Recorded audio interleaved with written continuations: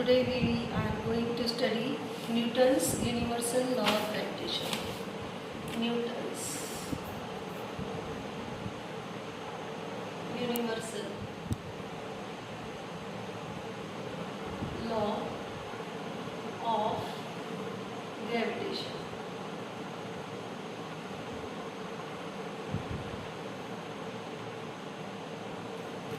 Newton's universal law of gravitation. According to this theory,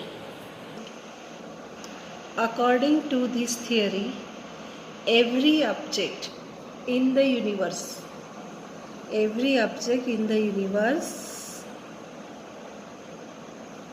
attracts every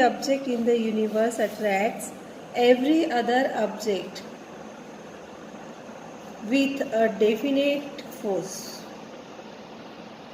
According to the theory, universal law of gravitation, every object in the universe attracts every other object with a definite force. Object 1, Object 2. This is Object 1, this is Object 2. Every object attracts another object. Every object attracts another object, and every object has definite force. Every object, every object attract another object with a definite force. And let this object have mass m1. Let object 2 has mass m2. Then the force is directly proportional to their product of their masses and inversely proportional to the distance, inversely proportional to the square of distance between them. m1 object 1 having mass m1, object 2 having mass m2. म्हणजे न्यूटनच्या universal law of ग्रॅव्हिटेशननुसार प्रत्येक पदार्थाला स्वतःचा force आहे आणि प्रत्येक पदार्थ दुसऱ्या पदार्थाला आपल्या फोर्सने अट्रॅक्ट करत असतो. प्रत्येक पदार्थ दुसऱ्या पदार्थाला आपल्या एका विशिष्ट फोर्सने अट्रॅक्ट करत असतो. Every object attract other object with a definite force. And this force is directly proportional to product of their masses, to object, their masses, product, and inversely proportional to the square of distance between them. So we can write F is equal to G m1 m2 upon d square, where G is constant of proportionality and called the universal gravitational constant. Universal gravitational constant. हा एक formula. Force हा direct proportion करतो. म्हणजे काय आहे की जितका याचं मास वाढेल किंवा जितका याचा मास वाढेल तेवढा फोर्स वाढेल, आणि जितका यांच्यामधला डिस्टन्स जास्त राहील तेवढा हा फोर्स कमी होईल, आणि जितकं डिस्टन्स कमी राहील तेवढा हा फोर्स वाढेल. म्हणजे मास वाढला तर फोर्स वाढेल आणि अंतर वाढलं तर फोर्स कमी होईल.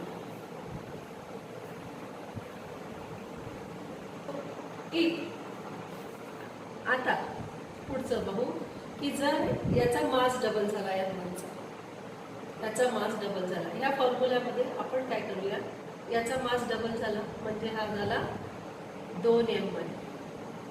हा इथे ठेवला, हा फॉर्म्युलामध्ये 2m1 अशा प्रकारे ठेवले आणि सूत्र वापरलं तर आपल्याला सूत्रामध्ये येईल 2gm1 m2.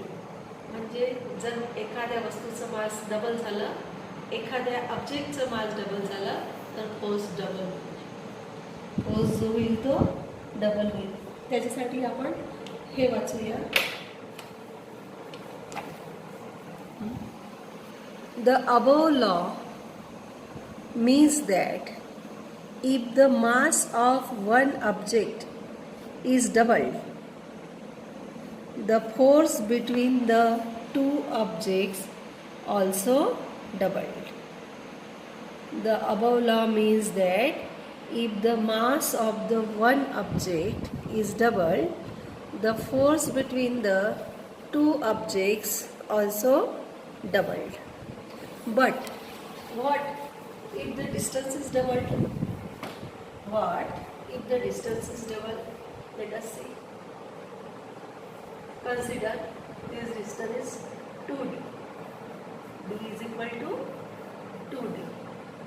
Let us put this value in this equation, 2d m square.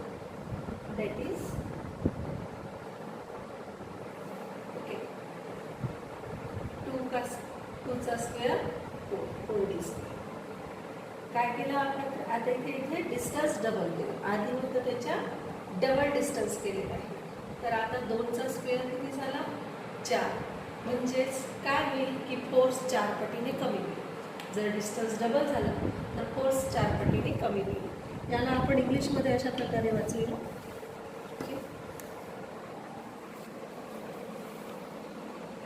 If the distance is doubled, the force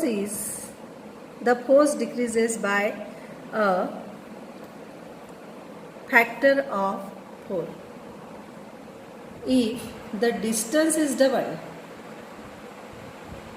the force decreases by a factor of 4. So this is Newton's universal law of gravitation. This is called as Newton's universal law of gravitation. So, uniform circular motion, magnitude of centripetal force. Uniform circular motion, magnitude of centripetal force. Let's see in the book.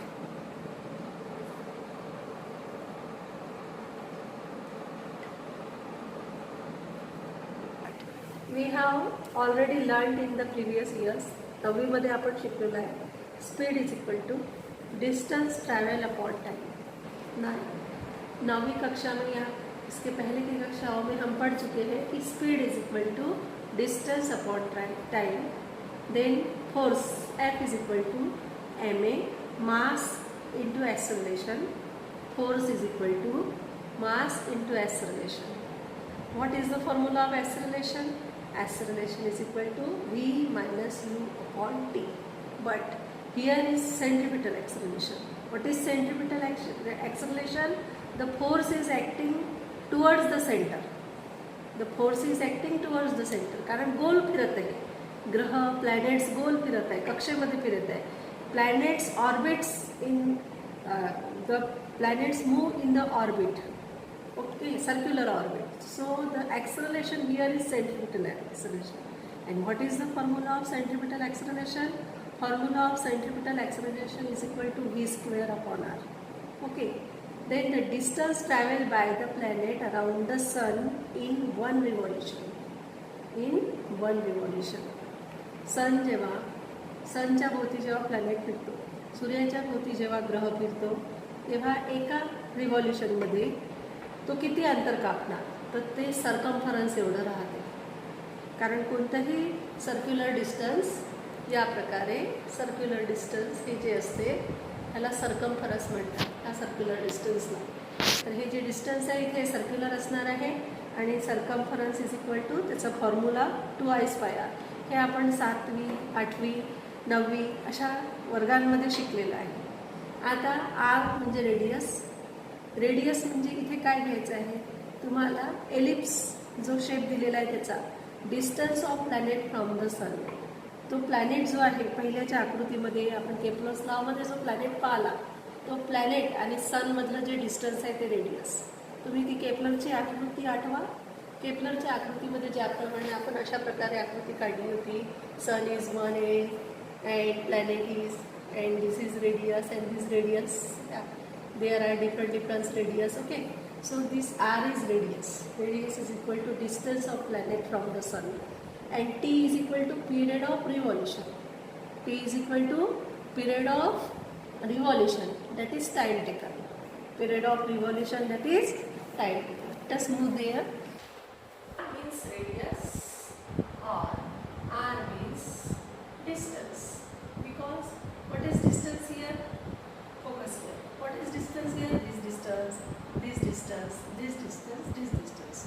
So R is equal to, you can say radius, or R is equal to distance. And which is the motion? The motion is in ellipse. The motion is in ellipse shapes. Here we can say that the motion is circular. Okay. That is, direction is constantly changed. If any object is in circular motion, समजा गोल गोल अवस्थेत हा फिरत असला, त्याची direction तर वारंवार वारंवार वारंवार बदलत राहणार आहे. कधी इकडचे डायरेक्शन होणार आहे, तर मग कधी इकडचे डायरेक्शन होणार आहे, मग कधी इकडचे डायरेक्शन होणार आहे. आता डायरेक्शन बदलली, ही वेलॉसिटी डायरेक्शन चेंज झाली, स्पीड म्हणजे वेलॉसिटी होती. आणि v इज इक्वल टू मग distance travelled upon time taken. Distance काय आहे आपला? सर्क्युलर डिस्टन्स आहे ना. सर्क्युलर डिस्टन्स आहे म्हणजे आपण इथेच एक्सप्लेन केलेलं आहे की सर्क्युलर डिस्टन्स आहे. तर डिस्टन्स आहे ट्वाइस पाय आणि टाइम टेकन, तर हा घेतलेला आपण टी. आता आपला हा formula F is equal to M V square upon R. हा फॉर्म्युला आपण कुठे घेतला? हा फॉर्म्युला आपण या दोन फॉर्म्युल्यावरून घेतला. हा एक फॉर्म्युला आहे F is equal to M A, आणि दुसरा फॉर्म्युला आहे सेंट्रिपिटल ॲक्सलरेशन म्हणजे A. Centripetal acceleration is equal to V square upon R. तर या एच्या जागी आपण व्ही स्क्वेअर अपॉन आर ठेवलं आहे. आणि अशा प्रकारे आपला फॉर्म्युला झाला F is equal to M V square upon R, जो आपण इथे असा लिहिला. F is equal to M V square upon R. पुन्हा बघूया, मोशन सर्क्युलर आहे. सर्क्युलर आहे म्हणजे त्याची डायरेक्शन वारंवार वारंवार बदलणार आहे. डायरेक्शन बदलली म्हणजे ती वेलॉसिटी निर्माण झाली. आणि वेलॉसिटीचा फॉर्म्युला आहे distance travelled upon time taken. Here distance is circular, as distance is equal to twice pi and time taken is t. So F is equal to ma. And what is A? A is equal to m. A is equal to centripetal acceleration. This is centripetal acceleration is equal to v square upon r. So we put value v square upon r instead of A. So we got what formula? V is equal to m v square upon r. So here F is equal to m, and what is the value of V? This is the value of V, twice pi r upon t. We put this value here. Okay, V, या V च्या जागी आपण ही value put केली. V is equal to twice pi r upon t. हा जो V आहे याच्या जागी आपण ही value put up केली. आता put up केल्यानंतर आपण याला सोडवत आहे. कसं सोडवत आहे आपण? F is equal to m into twice pi r bracket upon T bracket square. So M लिहिला आपण, ठीक आहे. हा एम आपण बाहेर लिहू शकतो, पण आपण आपल्या कन्व्हिनियन्ससाठी हा एम लिहिला. 2चा स्क्वेअर 4, पायचा स्क्वेअर पाय स्क्वेअर, आरचा स्क्वेअर आर स्क्वेअर आणि टीचा स्क्वेअर टी स्क्वेअर, आणि खाली लिहिला आर. आता हे इज इक्वल टू हे कसं मिळालं? इथे बघूया, हा अपॉनमध्ये आर आहे, त्याला डिवायडेड बाय आर केलं. डिवायडेड बाय आरला तुम्ही मल्टिप्लाइड बाय 1 अपॉन आर केला. ह्या आर स्क्वेअरमधून एक आर गेला आणि हा आर कटला, म्हणजे तुमचं काय झालं? 4m pi square R upon T square. So we get 4m pi square R upon T square. कसं केलं पुन्हा बघूया. Divided by R, multiplied by 1 by R, divided opposite multiplied by. याचा मल्टिप्लिकेटिव्ह इन्व्हर्स घेतला 1 अपॉन आर. सगळे आपण 6वी 8वी शिकलेलो आहे. आणि आर स्क्वेअरच्या एका पॉवर 2 पॉवरमधून हा एक पॉवर गेला, इथे आरचा एक पॉवर राहिला. आता आपण हे दोन्ही याला काय करणार आहे? वर आणि खाली, न्यूमरेटर आणि डिनॉमिनेटर. तर दोन्ही बाजूला काय करणार आहे आपण? आर स्क्वेअरनी मल्टिप्लाय करणार आहे. किंवा मग आपण असं लिहिलं की multiply and divide by R square. इथे पण मल्टिप्लाय करायचं आहे, इथे पण मल्टिप्लाय करायचं. हे केलं. आता ह्या पूर्ण टर्मला ही टर्म लिहिली 4m पाय स्क्वेअर आर, त्याला आर स्क्वेअरने मल्टिप्लाय केलं आणि टी स्क्वेअरला पण आपण आर स्क्वेअरने मल्टिप्लाय केलं. मग आपल्याला काय मिळत आहे? 4m pi square